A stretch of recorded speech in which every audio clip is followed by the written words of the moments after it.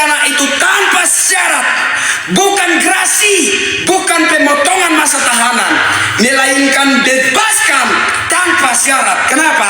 Karena memang sebenar-benarnya mereka bukan pelaku, dan mereka menjadi terpidana, menjalani hari-hari hukuman karena keterangan itu Rudiana, oknum aparat kepolisian yang nakal, bahkan saya katakan bajingan itu.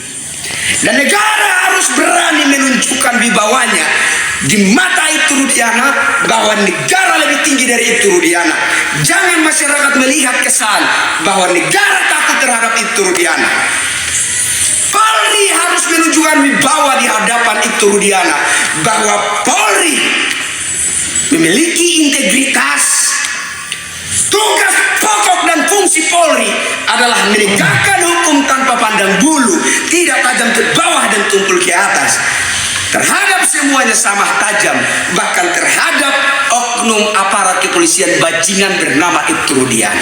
Sudah saatnya negara tegas, sudah saatnya institusi tegas terhadap anggotanya yang bajingan, karena mereka adalah sampah dalam institusi.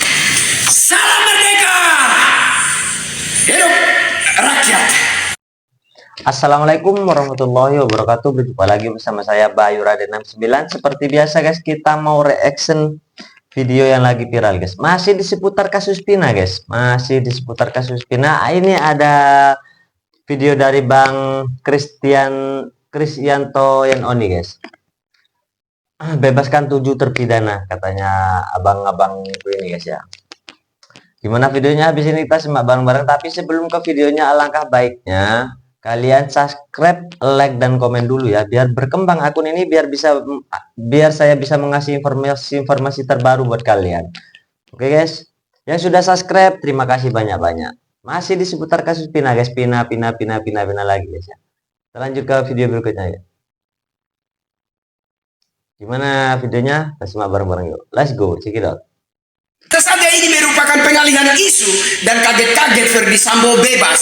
Semua bisa. Ya, kita lihat saja.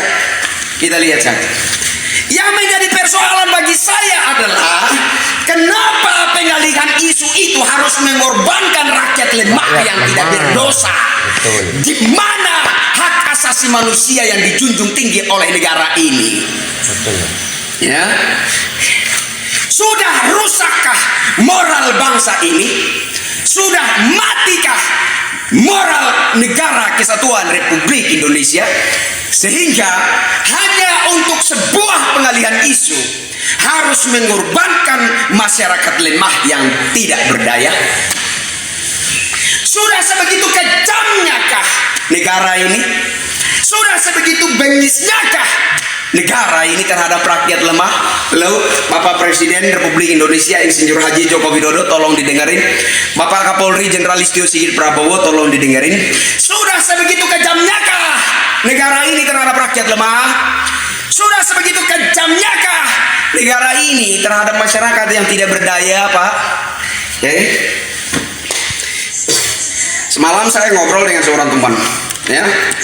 Kalau tiba-tiba saya itu dijemput oleh aparat, ya, dianggap menimbulkan kekisruhan di masyarakat jelang-jelang perayaan detik-detik proklamasi kemerdekaan bangsa Indonesia. Ini ibarat loh ya, contoh misalkan dijemput nih, dibawalah saya, ya, diinterogasi, ya, dan saya nggak akan bicara apa-apa gitu.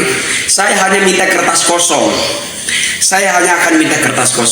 Ya, saya akan minta kertas kosong dan saya akan tanda tangan di atas kertas kosong. Kemudian saya serahkan kepada Bapak aparatnya. Silakan Bapak tulis apapun yang Bapak inginkan, tulis di situ. Apapun yang ingin Bapak tuduhkan kepada saya, silakan Bapak tulis di situ. Tanda tangan saya sudah ada. Silakan Bapak tuang semau-mau Bapak. Apapun yang ingin Bapak tuliskan di situ, segala keterangan, segala tuduhan-tudingan terhadap silahkan Bapak tulis di atas kertas yang sudah saya tanda tangani. Saya akan siap menjalani proses itu. Bahkan sampai di pengadilan, saya akan menyatakan bahwa semua yang tertuang dalam kertas itu benar adanya. Kan itu yang diharapkan oleh oknum-oknum aparat bajingan, ya kan? Bahkan kayu pun ketika dibilang itu tersangka, maka itu harus menjadi tersangka. Bahkan batu pun ketika batu itu dibilang tersangka, batu harus jadi tersangka. Kan ini yang diinginkan oleh oknum-oknum bajingan, ya kan? Jadi buat apa kita buat bertele-tele suatu kasus menjadi sangat rumit? Buat apa? Tinggal Bapak kasih saya kertas kosong, saya tanda tangani kertas kosong tersebut, dan silakan Bapak proses lebih lanjut.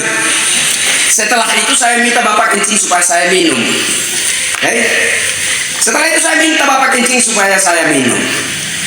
Dan kalau bisa, kalau mau memproses saya jangan sampai ke pengadilan Bapak. Cukup saya disetrum mati saja di dalam sel tahanan polisi, aman, beres Pak. Beres. Tinggal dibuat jumpa pers, ya kan? Buat pernyataan pers bahwa saya adalah korban tradisi dalam sel tahanan, orang lama mukul orang baru. Korban tradisi katanya abang ini guys. Tinggal dibuat saja pernyataan pers, clear Pak, selesai. Kan itu yang diinginkan oleh para oknum bajingan, ya kan? Jadi nggak perlu lagi menunggu lama-lama sampai di pengadilan menjalani proses, ya, sidang ini, sidang itu, sidang selanjutnya menunggu putusan dan sebagainya. Terlalu lama, terlalu rumit Pak, ya. Bapak kasih kertas kosong, saya tanda tangani kertas kosong. Bapak silahkan tulis apapun yang Bapak mau, tulis di situ segala tuduhan terhadap saya. Saya akan benarkan itu. Kemudian Bapak kasih minum saya air kencing. Kemudian Bapak setrum saya mati di dalam sel tahanan. Kemudian Bapak buat jumpa pers, Bapak buat pernyataan pers bahwa saya itu mati karena tradisi dalam sel tahanan, orang lama pukul orang baru. Sip. Lengkaplah sudah kemunafikan yang terjadi berpuluh-puluh tahun di negeri ini, ya kan? Lengkaplah sudah kemunafikannya. Dan ini yang sedang kita lawan. Rakyat banyak yang tanya ke saya, Bang, kayak mana reaksi nyata kita? Siap, tunggu, ya, tunggu komando, ya. Lepas perayaan detik-detik proklamasi, kita akan melakukan pergerakan nyata atas nama Gerakan Pemburu Keadilan. Kita akan duduki Mabes Polri dan mendesak Kapolri Jenderal Listio Sigit Prabowo mundur dengan hormat. Itu akan kita lakukan. Kenapa? Alasan kita jelas bahwa Jenderal Listio Sigit Prabowo tidak memenuhi unsur kelayakan duduk di pucuk pimpinan aparat Polri. Tidak memenuhi unsur kelayakan. Kenapa? Karena tidak cukup punya nyali, tidak punya cukup keberanian untuk menindak secara tegas segala model kesewenang-wenangan yang berlaku, yang fenomenal di negeri ini, ya, yang sewenang-wenang terhadap rakyat lemah yang tidak berdaya, semena-mena terhadap rakyat lemah yang tidak berdaya, ya, yang menindas rakyat lemah yang tidak berdaya. Tapi begitu mudahnya membenarkan, membebaskan dan memerdekakan orang-orang berduit meskipun salah. Inilah fenomena penegakan hukum negeri kita, ya. Inilah realita penegakan hukum negeri kita. Orang berduit mah bisa bebas kapan saja, asal tawar menawar, harga pas, let's go. Let's go. Orang kaya mah bebas-bebas saja, asal negosiasi tawar menawar, harga pas, tancap gas, kata Iwan Fals. Saya punya gagasan begini, ya. Aku respect banget sama Bang Kristianto Yenon ini guys. Coba respect banget ya, respect guys. Ke depan saya minta kepada negara, saya minta kepada para anggota DPR agar menggodok kembali undang-undang tindak pidana pencurian. Saya minta tolong, ya, ini serahkan, ini statement pendek ini tolong rekam layar, ya, statement pendek ini tolong disebarkan. Saya minta dengan hormat kepada negara, dengan hormat kepada DPR RI untuk menggodok kembali undang-undang tindak pidana pencurian. Ganti frasa atau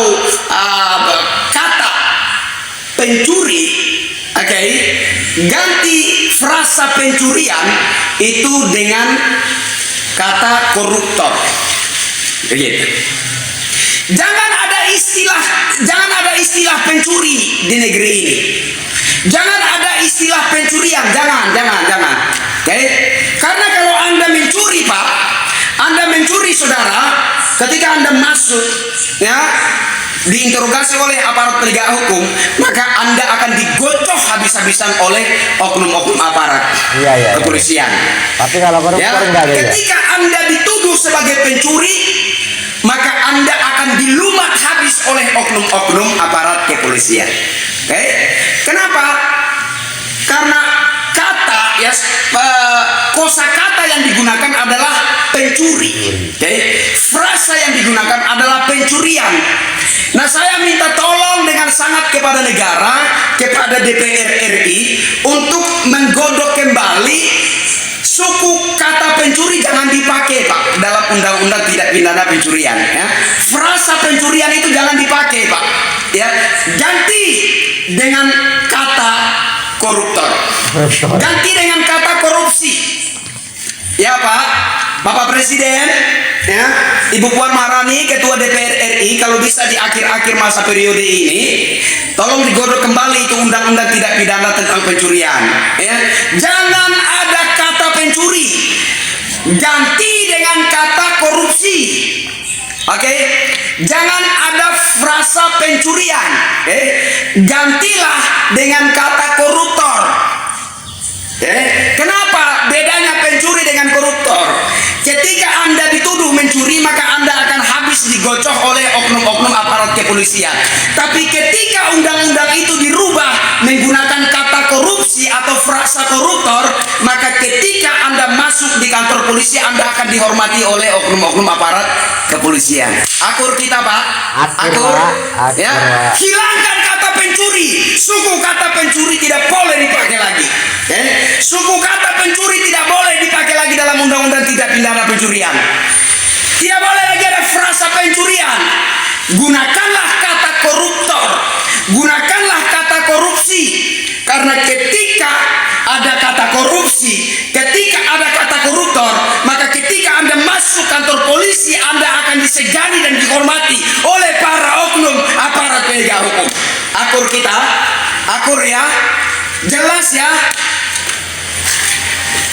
Hapus kata korupsi, hapus kata pencuri, ya, hapus kata pencurian dalam undang-undang tidak pidana pencurian. Ganti dengan kata. Nah, kami ulangi lagi guys, keren nih guys. Kepolisian. Tapi ketika undang-undang itu dirubah menggunakan kata korupsi atau frasa koruptor, maka ketika Anda masuk di kantor polisi, Anda akan dihormati oleh oknum-oknum aparat kepolisian. Akur. Kalian bisa nyerna kan apa kata Bang Kristianto Yonon ini? Kalau kita masuk sebagai pelaku pencurian, kita disitulah ya jadi gimana ya, diinjak-injak. Tapi kalau kita masuk sebagai koruptor, kita dihormati guys. Maksudnya gini guys, kita, Pak, akur ya, hilangkan kata pencuri. Suku kata pencuri tidak boleh dipakai lagi. Suku kata pencuri tidak boleh dipakai lagi dalam undang-undang tidak pidana pencurian. Tidak boleh lagi ada frasa pencurian. Gunakanlah kata koruptor. Gunakanlah kata korupsi. Karena ketika ada kata korupsi, ketika ada kata koruptor, maka ketika Anda masuk kantor polisi, Anda akan disegani dan dihormati oleh para oknum aparat penegak hukum. Akur kita, akur ya. Jelas kan guys? Paham guys? Paham kan apa yang dimaksud Bang Kristianto Yonon ini? Kalau kita masuk sebagai pencuri, kita di situ nggak dihargai guys. Tapi kalau kita masuk sebagai koruptor, kita disegani. Maksudnya gitu guys. Ya udah ya. Makasih yang sudah nonton sampai selesai. Makasih guys ya. Thank you. Yang belum subscribe, like dan komen biar berkembang akunnya. Wassalamualaikum warahmatullahi wabarakatuh. Bye bye. Assalamualaikum.